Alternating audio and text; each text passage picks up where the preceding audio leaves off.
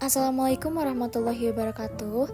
Halo semua, kami di sini akan menampilkan video tutorial mengenai verifikasi dan validasi pemeriksaan hasil elektroforesis E. coli, tuberkulosis, dan hepatitis.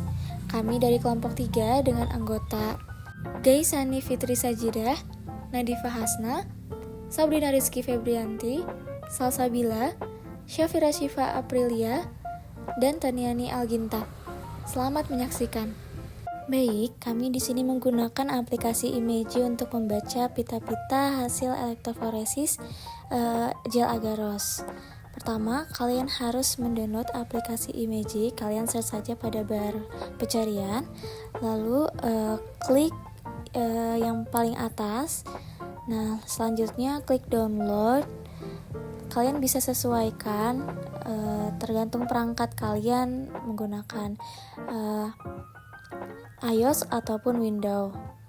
Lalu klik download ini. Ini akan otomatis terdownload dan akan Anda muncul di folder Anda. Nah, seperti ini. Tinggal extract all. Pilih folder kalian untuk menyimpan aplikasi ini, ekstrak. Lalu akan muncul terbuka zipnya menjadi seperti ini. Saya tidak tampilkan, sebetulnya setelah ini ada proses untuk penginstalan aplikasinya. Nanti tinggal pencet install, accept, dan seterusnya. Setelah itu untuk memudahkan pekerjaan kita, membuat shortcut aplikasi di desktop supaya mudah digunakan. Akan membuka aplikasi Imeji. Lalu ini adalah foto dari hasil elektroforesis gel agaros yang kita punya. Lalu kita drag. Nah, lalu setelah itu kita coba untuk crop terlebih dahulu supaya bisa lebih fokus untuk menganalisis hanya pada bagian gel agarosnya saja. Kita pencet image lalu crop. Nah, sudah. Lalu kita pastikan untuk tipe image-nya itu sudah 8 bit. Selanjutnya, karena kita akan menganalisis, membaca pita-pita yang putih ini, maka kita harus menghilangkan dulu background-nya. Nah, ini background-nya dengan cara analyze, lalu set measurement, lalu akan muncul di sini. Teman-teman bisa hanya untuk mengklik main gray value saja. Sisanya dikosongkan saja, lalu klik OK. Lalu analyze-nya kita klik measure. Nah, ini sudah muncul mean-nya. Lalu diselect dulu supaya semuanya bisa terhilangkan background-nya. Lalu kita klik proses, math, and subtract.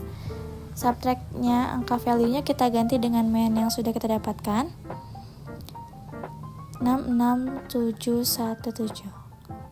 Oke. Klik OK. Nah, ini sudah terhilangkan background-nya, lalu kita bisa lebih jelas melihat dari pita-pita elektroforesisnya ini. Nah, setelah itu kita edit untuk di-invert ya, supaya pitanya terlihat hitam dan background-nya putih.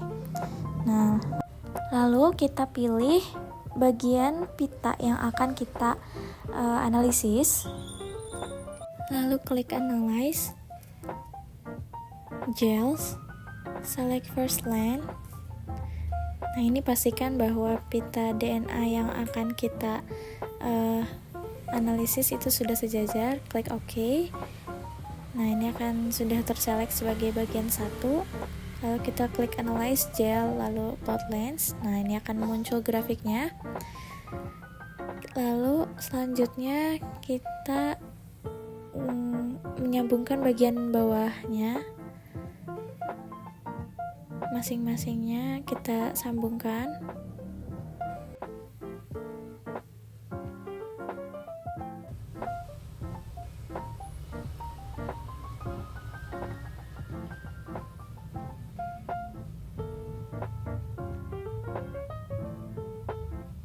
Baik, apabila sudah semua, lalu selanjutnya teman-teman bisa pilih yang ini, when.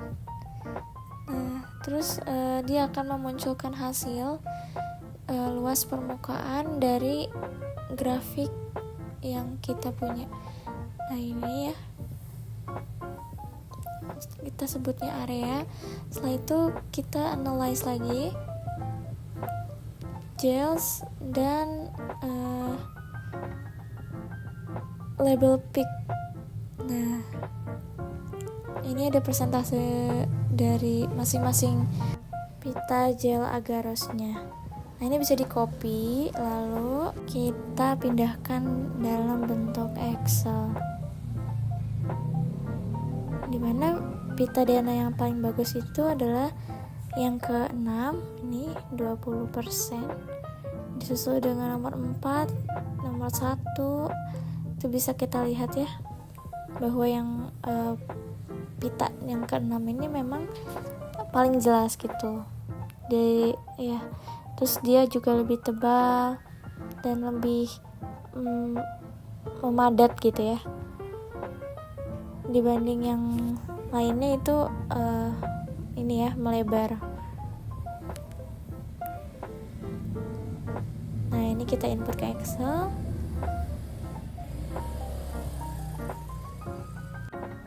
Baik, untuk selanjutnya kita akan coba hasil dari electrophoresis E. coli. Nah, cuman ini terlihat ya miring. Oleh karena itu kita akan sedikit merotate, memutar supaya lurus ya, karena kan pada saat dianalisis harus dalam posisi lurus gitu. Nah, ini kita rotate sesuai dengan keinginan gitu ya, sudah lurus atau belum. Lalu apabila sudah dirasa lurus, klik OK. Selanjutnya kita crop seperti biasa. Untuk langkah-langkah selanjutnya akan sama seperti yang sebelumnya.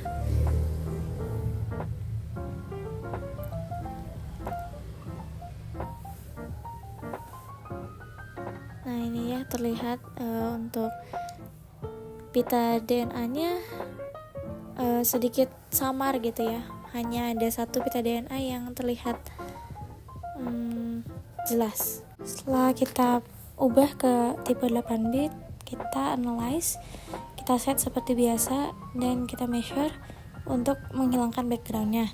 Di databannya seperti biasa dimasukkan subtract. Oke, nah ini udah hilang ya. Lalu jangan lupa kita untuk invert dulu. Nah, ini udah. Lalu selanjutnya kita akan menganalisis ya, ini untuk 3 pita DNA aja. Ini sebetulnya kontrol positif, kontrol negatif, dan sampel gitu ya. Nah, jadi memang di tengah itu tidak ada pita sama sekali, tapi ini untuk sampelnya ini pitanya sangat samar gitu ya. Baik, seperti biasa ini plotline, lalu muncul grafiknya, lalu kita sambungkan bagian bawahnya.